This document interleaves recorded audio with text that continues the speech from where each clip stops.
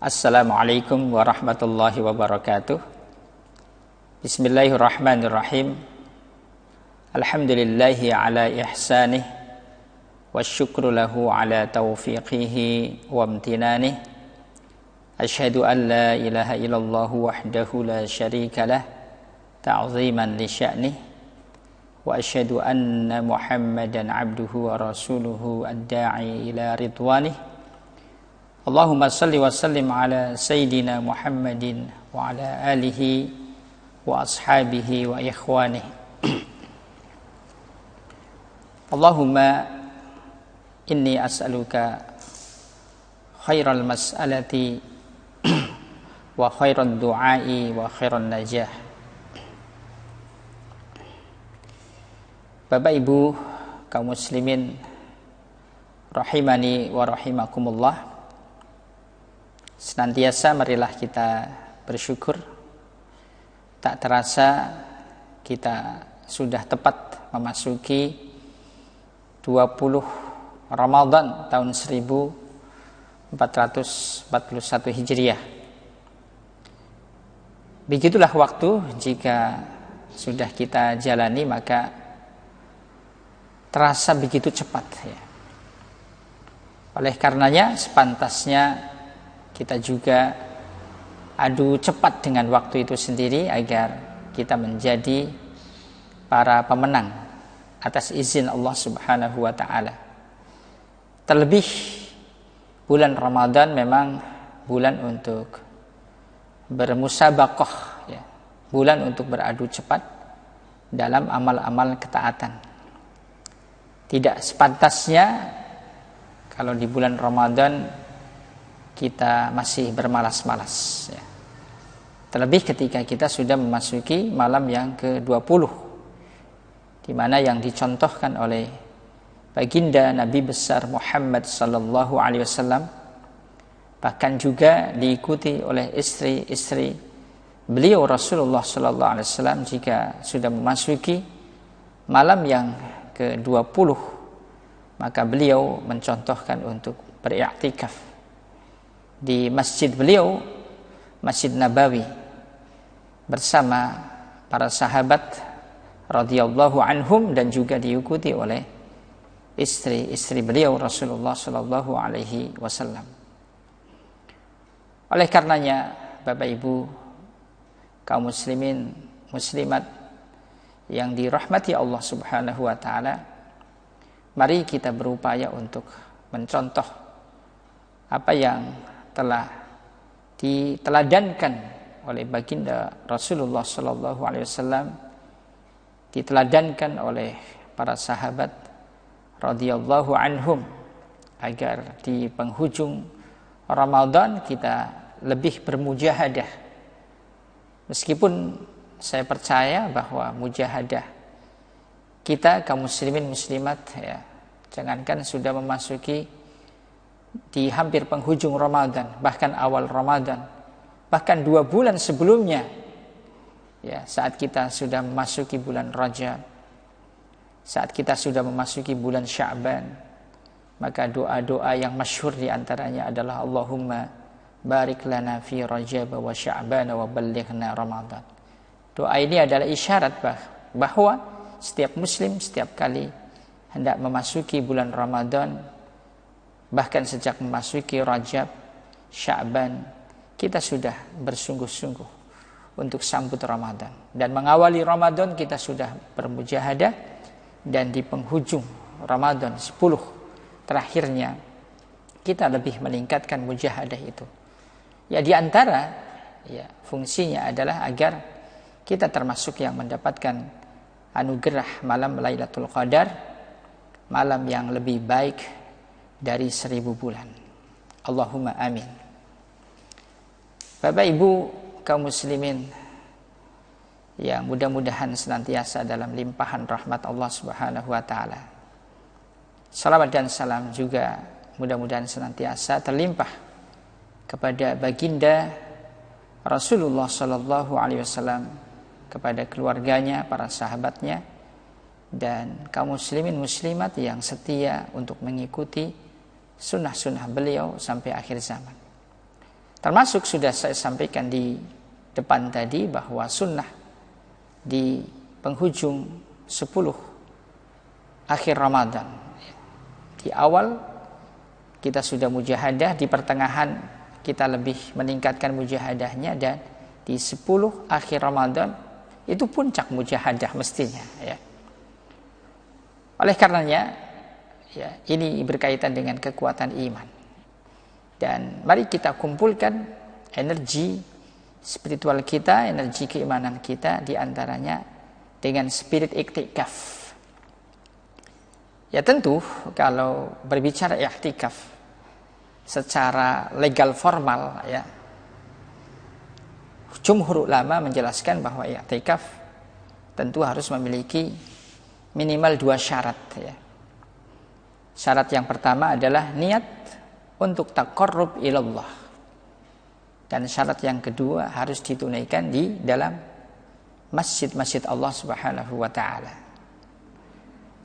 Terlepas dari perbedaan pendapat, ya, bahwa i'tikaf yang berkaitan dengan waktunya, ya, tidak harus di bulan Ramadan tentu, ya.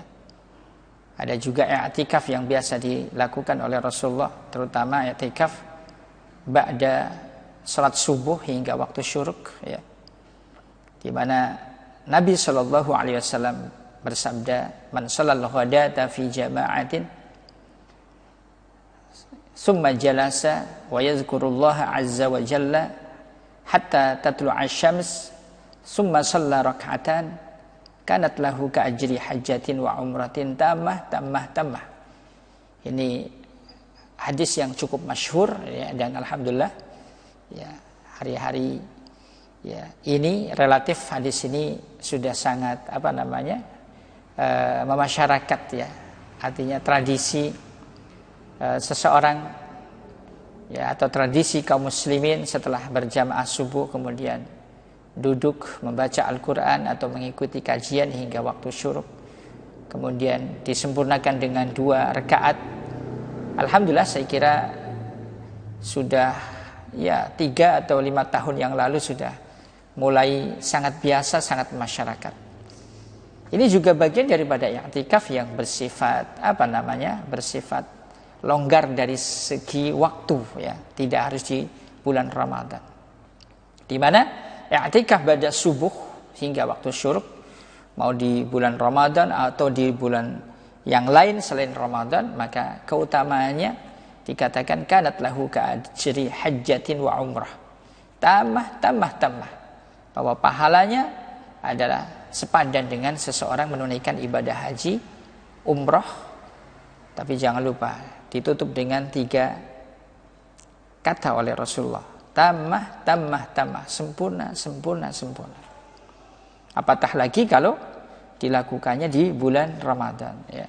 Cuma kalau berkaitan dengan i'tikaf bulan Ramadan secara legal formal tadi, bahwa Rasulullah memasuki masjid itu jelang maghrib di tanggal 20 malam Ramadan. Jadi jelang maghrib Rasulullah sudah masuk ke masjid, ya. Kemudian startnya adalah saat maghrib memasuki tanggal 20 Ramadan. Beliau berdiam full sepenuhnya, ya. Cuma yang masyhur memang adalah 10 akhir, ya. Dan jangan lupa tadi, ya, bahwa jumhur ulama mensyaratkan dengan 2 tadi, ya, berdasarkan dalil-dalil yang ada, ya, di mana Allah Subhanahu wa taala berfirman di dalam surah Al-Baqarah ayat 187, ya, wala tubashiruhunna wa antum aakifuna fil masajid. Janganlah kalian mencampuri mereka, yaitu istri-istri mereka, dalam keadaan kalian sedang melakukan i'tikaf di masjid. Ya, dari ayat ini, ya, menjadi landasan bahwa i'tikaf itu memang harus di masjid. Selain dengan syarat yang pertama tadi, yaitu niat untuk taqarrub ilallah. Kemudian Bapak Ibu kaum muslimin muslimat rahimani wa rahimakumullah, kita tahu bahwa Ramadan saat ini berbeda dengan Ramadan sebelumnya, ya. Di mana kalau kita hendak menunaikan sunnah Rasulullah Shallallahu Alaihi Wasallam memakmurkan penghujung Ramadan, 10 akhir Ramadan dengan i'tikaf di masjid-masjid kita, tentu no problem, ya, tidak ada masalah, tidak ada soal. Namun keadaan kita hari ini, bahkan sudah hampir 2 bulan, ya, kita dituntut untuk selalu berada di rumah-rumah kita. Jangankan i'tikaf di 10 akhir Ramadan, bahkan Jumatan sudah berapa kali nih tidak Jumatan, ya. Sudah hampir 6 kali kali, ya, tidak Jumatan, ya. 5 waktu kita di rumah, ya. Kajian-kajian relatif berhenti, ya, yang ada di masjid-masjid, ya. Dan hikmahnya ini, ya, kita berlatih untuk kajian melalui kajian online semacam ini, ya. Ini latihan. Alhamdulillah ini hikmah, ya.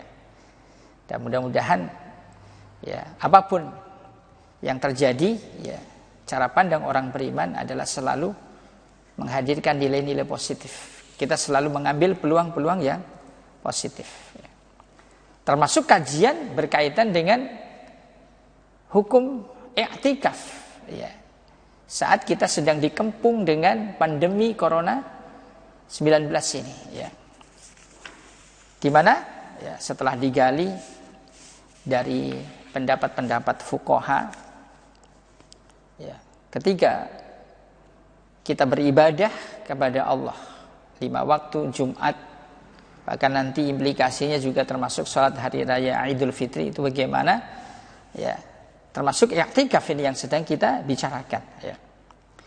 Yang jelas bahwa ketika ada halangan-halangan syar'i, ya, satu kewajiban, ya, jangankan yang sunnah, kewajiban pun bisa berubah hukumnya, ya.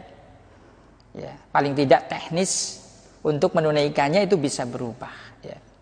Meskipun hukumnya tidak berubah, misalnya wajib, ya tetap wajib. Tapi hal teknis bisa berubah, sama persis dengan hukum i'tikaf, di mana jumhur ulama sepakat i'tikaf di 10 akhir Ramadan, sebagaimana yang dicontohkan oleh baginda Rasulullah sallallahu alaihi wasallam, para sahabat dan juga salafus saleh, semua dilakukan di masjid-masjid Allah, ya, selain dengan niat untuk taqarrub ilallah. Meskipun tadi bahwa ada peluang perbedaan pendapat, ya. Misalnya kalau kita membaca tentang pendapat dari kalangan Maliki dan Syafi'i, ya, bahwa i'tikaf baik bagi laki-laki maupun perempuan, ya, bisa dilakukan di mana saja, ya. Tidak harus di masjid, ya. Tentang pendapat ini bisa dilihat di syarah Az-Zurqani, ya, Alal Muwatta' pada jilid yang kedua halaman ke-306. Meskipun dalam catatannya, ya, tentu pendapat ini adalah pendapat yang lemah, ya, mengingat Nabi dan para istri beliau, para sahabat dan contoh salafus saleh, ya, mereka beriktikaf selalu berada di masjid-masjid Allah Subhanahu wa taala. Tapi paling tidak bahwa pendapat ini adalah peluang, ya. Apalagi memang ada alasan syar'i. Saat kita mau beriktikaf di masjid, kita sedang ada wabah, ya, pandemi yang begitu masif, ya. Tidak terlihat, ya, bentuknya, tetapi, ya, sangat berbahaya dan bisa menimbulkan kematian, ya. Berkaitan dengan ini, ya, maka kita bisa mengambil pendapat tersebut, ya, ditambah dengan alasan syar'i tadi, karena ada wabah yang sedang mengancam manusia secara global, ya. Termasuk, ya, ibadah-ibadah yang sudah kita lakukan di rumah-rumah itu kan semuanya adalah karena alasan syar'i, ya. Termasuk nanti kita beriktikaf di rumah-rumah, insyaallah, karena ada alasan syar'i. Selain juga ada pendapatnya tadi, pendapat Imam Malik, Imam Syafi'i, ya, maka nilai ya dari apa yang kita lakukan di rumah tidak mengurangi sebagaimana apa yang kita lakukan di masjid. Kenapa? Karena ada halangan syar'i ya. Namun tentu yang perlu kita perhatikan ya, selain nanti teknis ya, bagaimana kita beriktikaf di rumah-rumah kita ya. Ini ada beberapa dalil yang diajukan ya. Kenapa? Kaum muslimin muslimat saat ini ya, di mana kita sedang dikepung dengan pandemi Corona 19 ini, kita mesti beriktikaf di rumah-rumah kita. Ya. Meskipun di sini juga perlu digarisbawahi, yaitu zona merah ya. Ya, ini antara zona merah, zona hijau juga ukuran-ukurannya juga nggak jelas juga ya. Ya, tapi kita mengambil secara umum saja, kita berada di zona merah ya. Kita berada di zona merah. Makanya kita lakukan i'tikaf di rumah-rumah kita dengan beberapa alasan dalil ya. Di mana Allah Subhanahu wa taala berfirman di dalam surah Al-Baqarah ayat nomor 195, wala tulqu bi aidikum ila tahlukah. Yang artinya, dan janganlah kamu menjatuhkan diri sendiri ke dalam kebinasaan. Kemudian dalil yang kedua, Nabi SAW bersabda dalam hadis Imam Ahmad, la darara wa la dirar. Tidak boleh melakukan sesuatu yang membahayakan diri sendiri maupun orang lain. Atau hadis yang diriwayatkan oleh Imam Bukhari di mana ya dikatakan ma khayyira Rasulullah sallallahu alaihi wasallam baina amrayn illa akhadha aysarahuma ma lam yakun isman fa in kana isman kana ab'adun nasi min ya. Yang artinya bahwa tidaklah Rasulullah sallallahu alaihi wasallam jika dihadapkan kepada dua pilihan, melainkan pasti beliau memilih dari dua pilihan itu pilihan yang paling mudah, selagi pilihan itu tidak termasuk perbuatan dosa ya. Dan jika itu adalah perbuatan dosa, maka beliau Rasulullah Shallallahu Alaihi Wasallam adalah manusia yang paling jauh darinya. Ya, perhatikan, ini menjadi satu kaidah ya, bahwa Rasulullah Shallallahu Alaihi Wasallam setiap kali dihadapkan kepada dua pilihan, maka beliau pasti memilih yang paling mudah, selagi pilihan itu tidak merupakan perbuatan dosa. Ya, dan Rasulullah adalah pribadi yang paling jauh dengan perbuatan dosa.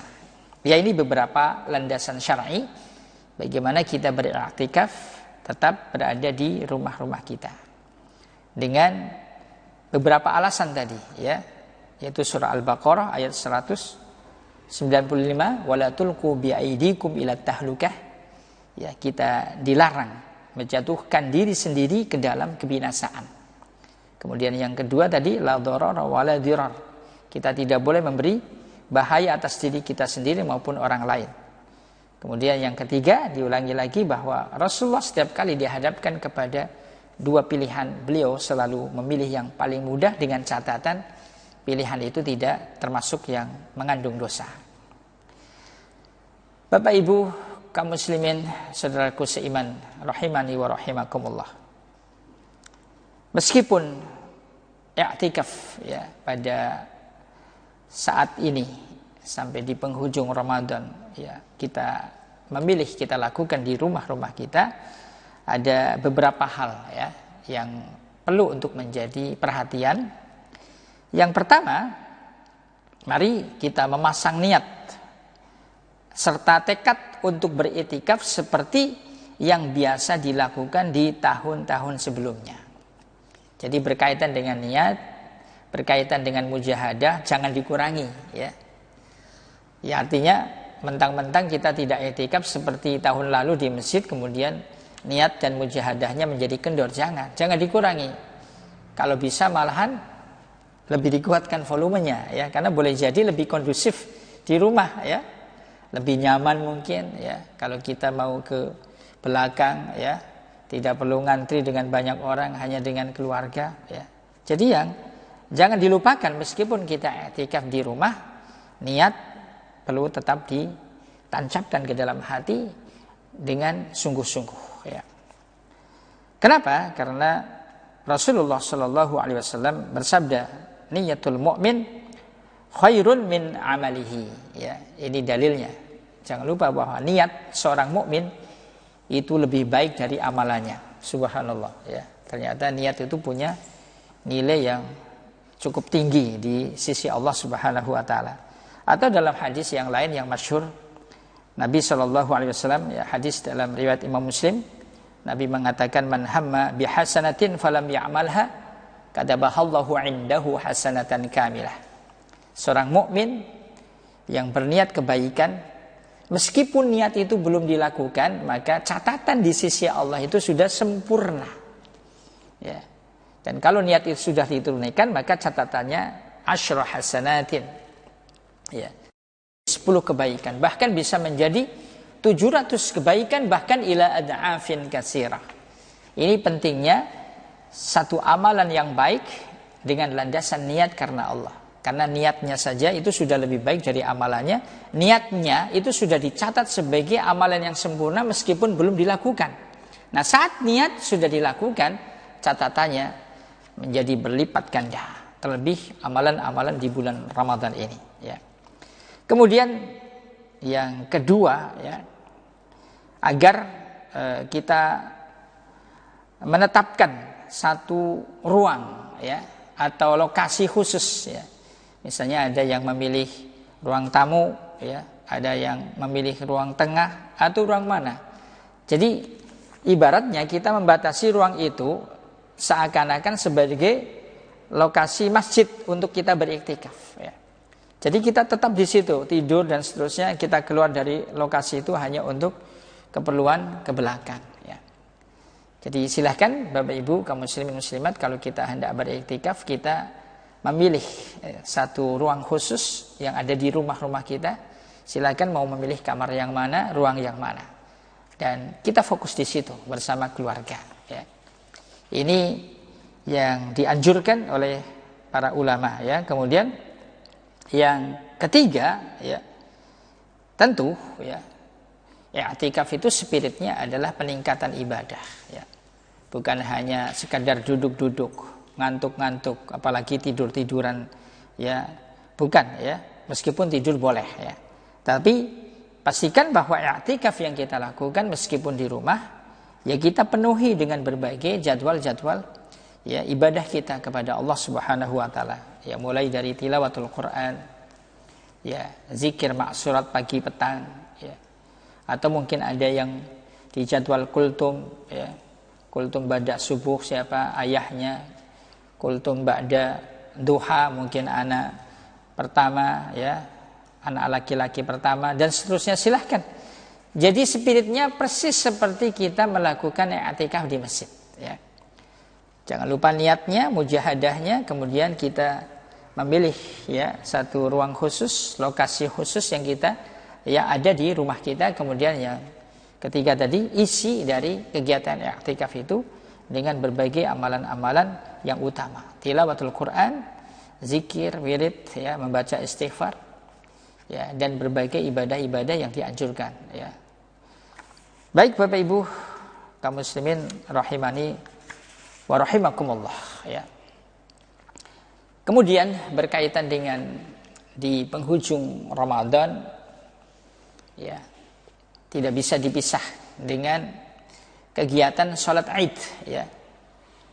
Karena memang Rasulullah Shallallahu Alaihi Wasallam pasca hijrah, ya, setelah di Madinah 2 tahun, ya, memang beliau, ya, sudah mendapatkan syariat ini, yaitu syariat puasa Ramadan sekaligus juga syariat sholat Id, ya. Dan dua hal ini adalah sangat, ya, diberi perhatian khusus oleh Rasulullah Sallallahu Alaihi Wasallam, ya. Apa tadi? I'tikaf, kemudian sholat Id, itu, ya, sangat khusus, ya. Dan tentu kalau kita bicara tentang sholat Id secara normal, ya, tidak ada contoh melainkan apa yang dicontohkan oleh Rasulullah Sallallahu Alaihi Wasallam dan juga para sahabat. Sholat Id itu memang syiar, ya, sehingga dianjurkan untuk berbondong-bondong ke tengah lapang atau juga ke masjid, ya. Bahkan saking pentingnya sholat Id, ya, wanita-wanita yang sedang haid, yang sedang berhalangan, dianjurkan untuk mendatangi ya lokasi sholat Id, meskipun mereka para wanita yang berhalangan ya tidak boleh untuk ikut sholat, tetapi dianjurkan untuk datang. Ini kan pentingnya syiar, ya. Namun lagi-lagi Bapak Ibu kaum muslimin muslimat, kita sedang dihadapkan kepada realitas, ya, di mana ya Allah sedang memberikan satu ujian, ya, musibah yang penuh hikmah. Kita sedang dikepung dengan pandemi corona. Tidak mungkin kita melakukan sholat Id sebagaimana tahun-tahun yang lalu. Kita mendatangi bersama-sama ke tengah lapang, kita datang ke masjid jami, kemudian kita sholat bersama. Oleh karenanya, ya, hikmahnya ini juga ada beberapa fatwa, ya, dari para ulama agar ya kita melakukan sholat Id tetapi juga di rumah, ya, dengan landasan dalil-dalil yang tadi sudah saya sampaikan berkaitan dengan i'tikaf di rumah, ya. Kemudian ya ini ada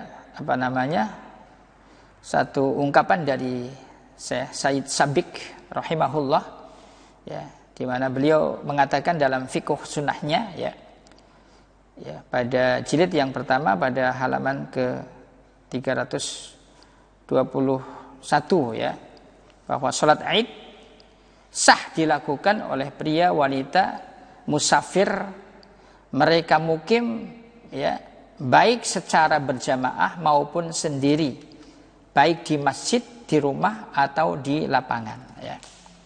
Jadi ini kaidah sholat Id, ya, meskipun umumnya dilakukan di tengah lapang, dilakukan di masjid jami, tetapi ya dalam kondisi tertentu maka sah hukumnya seseorang melakukan sholat Id di rumah masing-masing, ya. Terlebih kita memiliki satu alasan syar'i tadi, karena sedang ada pandemi corona. Nah, bagaimana terkait dengan tata cara, ya, pelaksanaan sholat Id, ya, di rumah-rumah kita? Sholat Id bisa dilakukan secara sendirian ataupun berjamaah. Kemudian yang kedua dilakukan sebanyak 2 rakaat, ya. Kemudian disunnahkan melakukan takbir, ya, zawaid, yaitu 7 kali di takbir yang pertama, ya, yaitu rakaat pertama, dan 5 kali di rakaat yang kedua. Jadi artinya bahwa sholat Id yang kita lakukan di rumah nanti sama persis, ya, sebagaimana sholat Id yang dilakukan secara berjamaah, ya, secara besar-besaran di lapangan atau di masjid jami. Meskipun kita hanya berjamaah dengan istri, anak-anak, pastikan sholat Idnya sama, yaitu diawali dengan, ya, takbir, ya, di rakaat awal 7 kali, kemudian takbir di rakaat yang kedua 5 kali, ya, membaca Al-Fatihah, ya, dan disunahkan untuk membaca Sabbihis pada rakaat pertama dan membaca surah Al-Ghasyiyah pada rakaat yang kedua, ya. Tetapi bagi yang hafal, ya, bagus kalau membaca surat Qaf, ya. Baik, kemudian berkaitan dengan khutbah, ya, khutbah sholat Id, ya. Adapun terkait dengan sholat Id bila kondisi wabah masih berlangsung, ya, serta sholat Id tidak mungkin dilakukan di tanah lapang atau di masjid, maka ia bisa dilakukan di rumah tanpa khutbah setelahnya, ya. Jadi artinya besok kalau kita sholat Id di rumah kita masing-masing bersama keluarga, setelah sholat sudah selesai, ya, tidak disyaratkan dengan khutbah. Ya, baik Bapak Ibu, ya, kaum muslimin rahimani wa rahimakumullah. Mudah-mudahan, ya, Ramadan tahun ini, ya, di mana kita diuji dengan wabah corona, tetap, ya, memberikan hikmah yang banyak. Ya, hampir kita tidak pernah mengalami Ramadan seindah tahun ini, ya. Indahnya bagaimana? Subhanallah, ya. Selalu bersama keluarga, ya. Pada saat Ramadan tahun-tahun yang lalu ketemunya sulit, ya, apalagi para, ya, ustadz, ya. Kalau Ramadan itu wah lebih mobile, ya. Selalu ada kegiatan ini, kegiatan itu. Tetapi subhanallah, ya, dengan wabah corona ini, ya, jujur saya pribadi sangat menikmati, ya, bisa mentahsin bacaan anak-anak saya, ya, bahkan ya bisa menyimak ya setoran hafalan anak-anak saya, subhanallah ya. Ya, bisa mentahsin juga ya apa yang dibaca dari istri ya, dan seterusnya. Banyak hikmah ya. Tinggal bagaimana kita menikmati dengan syukur, selain kita juga selalu bertaubat kepada Allah Subhanahu wa taala, karena ya tidak mungkin wabah ini ya datang begitu saja. Pasti wabah ini karena cintanya Allah kepada umat manusia, khususnya orang-orang yang beriman, agar mau mawas diri, bertaubat, memperbaiki diri ya.